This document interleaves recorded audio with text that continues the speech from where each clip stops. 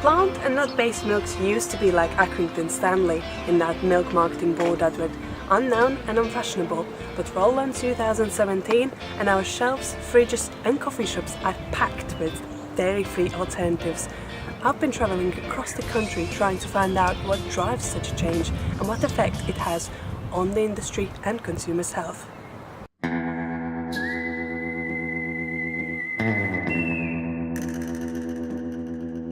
Gavin is one of many vegans taking a firm stance against the dairy industry. After watching video Dairy is Scary, he turned his cafe into a dairy-free zone.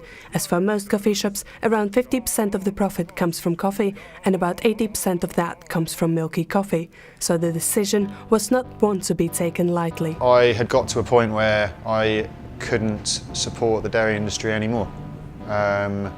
From the perspective of an animal welfare, animal rights is where I'm at now, and the point I got to where I thought I cannot support any industry that kills animals, particularly when I can get alternative products instead. Personally, I'd say it's about the suffering of the animals, like the cows, and the treatment of the cows. I just don't really see how it can ever be considered like humane, I guess. I think sometimes by heightening that subject matter and making it makes it so much more powerful, and it's just like, you know, it's almost like going, this is what it is, you know, there's no love, you know, you will get people saying that they love their dairy cows, but you know, we love our family members, but we don't impregnate them all the time, and we don't, you know, you wouldn't milk them, you wouldn't keep them in the same space, you wouldn't take your boys away and kill them, and you know, you wouldn't separate a mother from her baby boy. So why should you do that to another species? It makes people stop and think, and you know, is this, I wouldn't do that to a person, a human, so why should I do that? If someone asks me about dairy, I will sort of say, you know, it's quite a cruel industry. It's confronting, like what vegans are doing is really confronting, and some are doing it in a way that makes sense when you say stop killing animals, and some are doing it in a way that doesn't make sense because we're saying look at the dairy industry and how bad it is, and the dairy industry is saying that's not us, that's the US, that's industrial, and that's not us. So it's a challenge of trying to communicate the reality of what's happening with what we're trying to achieve with our mission as vegans to end animal suffering and end animal farming. For this to happen would be that just fewer calves would be born, and just the size of the farms or the industry itself would just gradually get smaller. You know, we don't expect that people will wake up tomorrow and say, that's it, we're done with milk. But the number of dairy farms in the UK is already declining on a daily basis. Increasingly, the farmers are struggling to make any profits because of low farm gate prices and other financial factors. Could this be the final straw for some? For the last 2 years, it's been a living hell. We really have struggled to make a living, and everything else that we do, wind, solar, horses, has had to subsidise the dairy because the dairy's been really bad. Farming's a very, very slow industry to respond.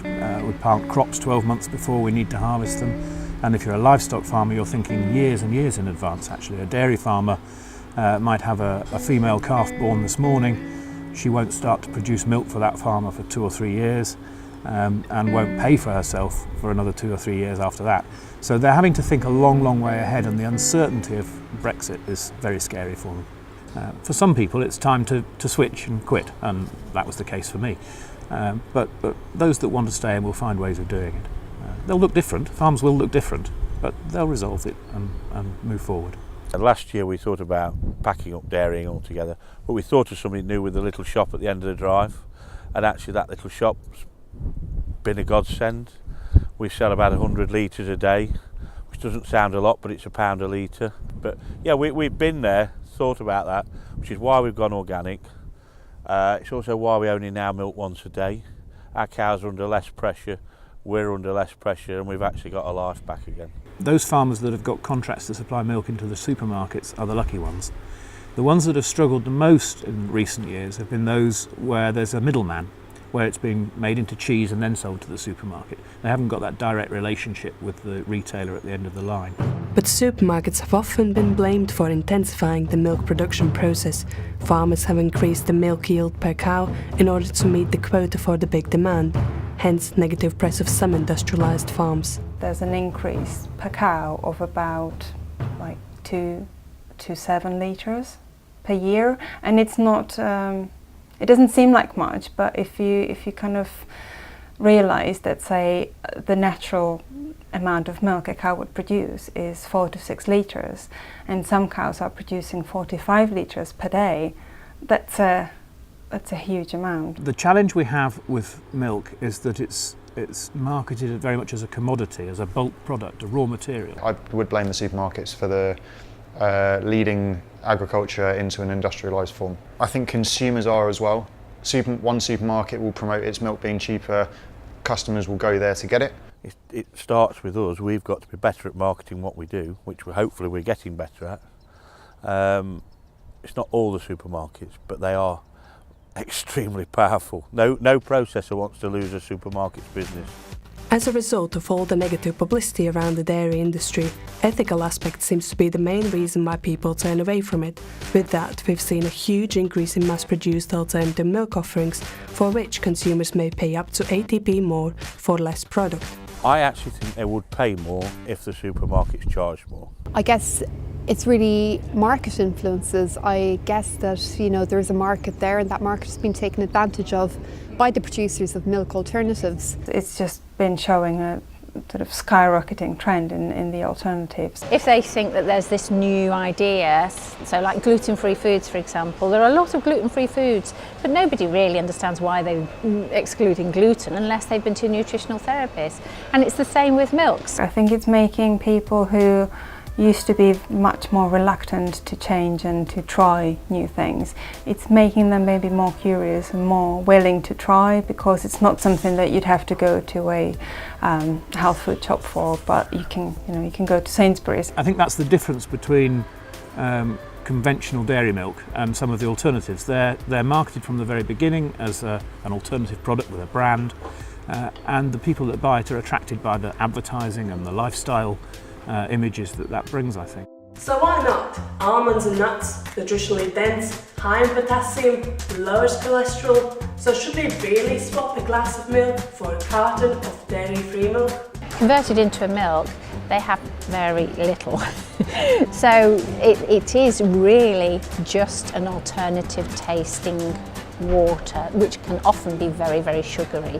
Having said that, there are good ones and there are bad ones. It just makes me laugh when people say, oh, there's only like 5% of almonds in almond milk, and there's so much water in oat milk and all that, but dairy milk is 90% water anyway. So, you know, it's a sort of fairly watery liquid, whether it comes from a cow or whether it's a plant-based thing. If somebody is just following a trend, then they are going to be missing quite a number of nutrients that are really important. The amount of calcium in a glass of milk is equivalent to the amount in 63 Brussels sprouts. So that gives you an idea of the quantity of plant-based material you'd have to consume. Unless you know to do that, just going for an alternative milk is not a good solution. You have to be honest with yourself what's really important for you. I mean, for me, I wouldn't be able to drink dairy milk because I know all the information behind it, and I just couldn't ethically stand drinking that kind of milk. If you choose it for nutrition reasons or health reasons, the evidence just doesn't stack up. Vegans need to realise that if they don't want to drink milk, or they don't want to eat beef, or they don't want to eat chicken, they won't be there. I completely understand that the dairy industry hates it, because I'm trying to say stop existing and do something different. Keep farming, just not animals. If they want fields and fields of soya across the country, fine, be a vegan. It's one of those things that some farmers have got to respond to and adapt with, and I guess potentially an opportunity for some as well. Have farming involved in this conversation. Otherwise, again, it will just be us versus them.